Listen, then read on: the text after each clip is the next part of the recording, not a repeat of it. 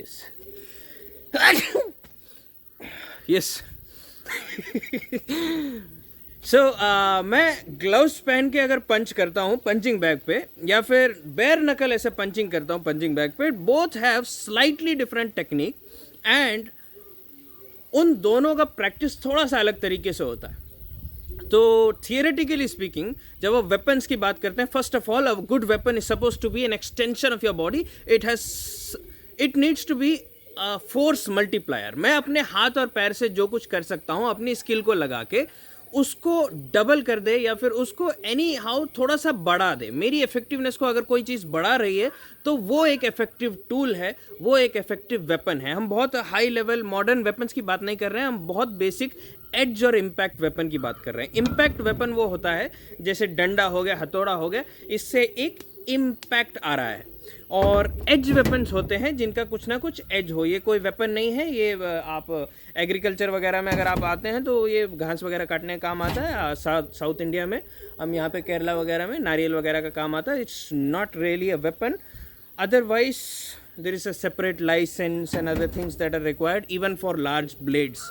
आप अपना किसी होम पर्पस के लिए तो अलग बात है, बाकी otherwise I don't think you can carry swords and big knives. But anyway, just for the sake of this discussion, and by the way, आप देख सकते हैं एक बहुत ही मार्शल आर्ट स्पेसिफिक टॉपिक है ये।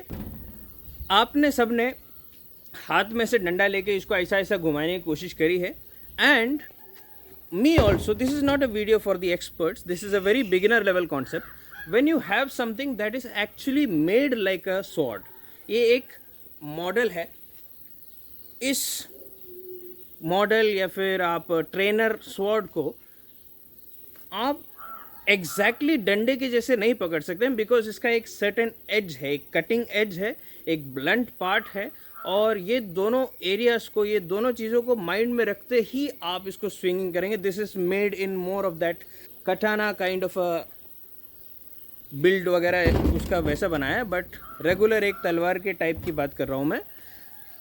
जो एज वेपन होता है उसमें एक बिजनेस एंड होता है, और जो इम्पैक्ट वेपन होता है ये सिलिंड्रिकल है। इसमें आप कहीं से भी मारेंगे तो इम्पैक्ट वेपन का इम्पैक्ट तो आ ही जाएगा।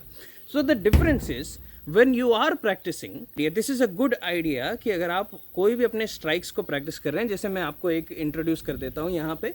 एक होता है ऊपर से नीचे, वेरी सिंपल, आपको आता है। फिर होता है उधर से ऊपर से नीचे, that is right to bottom left, top left to bottom right. So you are kind of making an X, 1 2। इसी चीज़ को ऑपोजिट में भी कर सकते हैं, 1 2। So you are basically doing 1 and then 2 up and then up. सो आप ऐसा ऐसा ऊपर की तरफ और ऊपर की तरफ किया।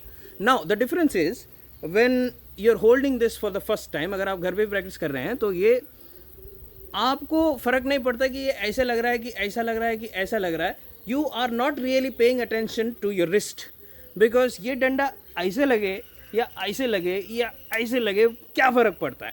यू आर राइट, उसमें कोई फ़र्क नहीं पड़ता। But if you want your practice, if you want your training to be something that is compatible with other advance weapons as well, then आपको इसकी प्रैक्टिस या फिर इसकी टेक्निक्स उसी अलाइनमेंट और उसी फॉर्म के साथ चलाने हैं जो आप इसमें डायरेक्टली अप्लाई कर पाएँ। अगर मैं बहुत ही कैजुअली, जैसे आप डंडे को ऐसा पकड़ के ऐसा ऐसा घुमाते हैं just for the sake of that spinning and just for the sake of that speed, अगर वही वाला कॉन्सेप्ट से मैं ये चलाऊं तो ये ऐसा ऐसा जाएगा। ये कोई, आप देखो, I am using the wrist, I am going very fast. ये आपने देखा होगा इंस्टाग्राम पे या यूट्यूब शॉर्ट्स पे लोग तलवार वगैरह चलाते हैं, ये ऐसा किसी भी तरीके से करते हैं।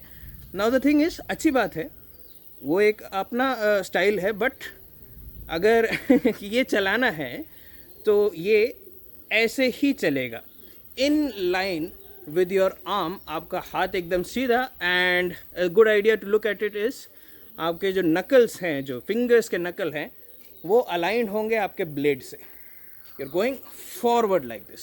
सो इस चीज़ को दिमाग में रख के जब आप करेंगे, now it's not going to be just about I shouldn't be doing this, I am just doing this for. ये देखो, ये ब्लेड है, ब्लेड के सामने ऐसा उंगली नहीं लगाना है, ऐसा हाथ नहीं लगाना है, कुछ सेफ्टी मेजर्स होते हैं।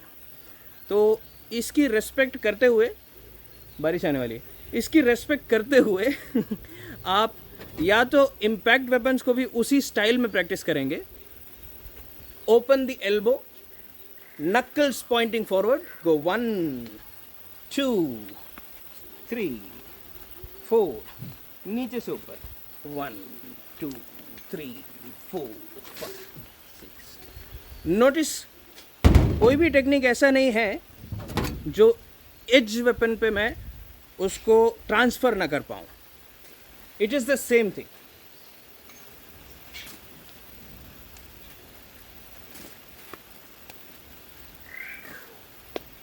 सो एज वेपन का और इम्पैक्ट वेपन का दोनों का थोड़ा सा डिफरेंट होता है फिलॉसफी. दोनों के टेक्निक्स थोड़े से डिफरेंट होते हैं. सिमिलर तरीके से भी प्रैक्टिस कर सकते हैं so that your training becomes compatible even if your weapon changes.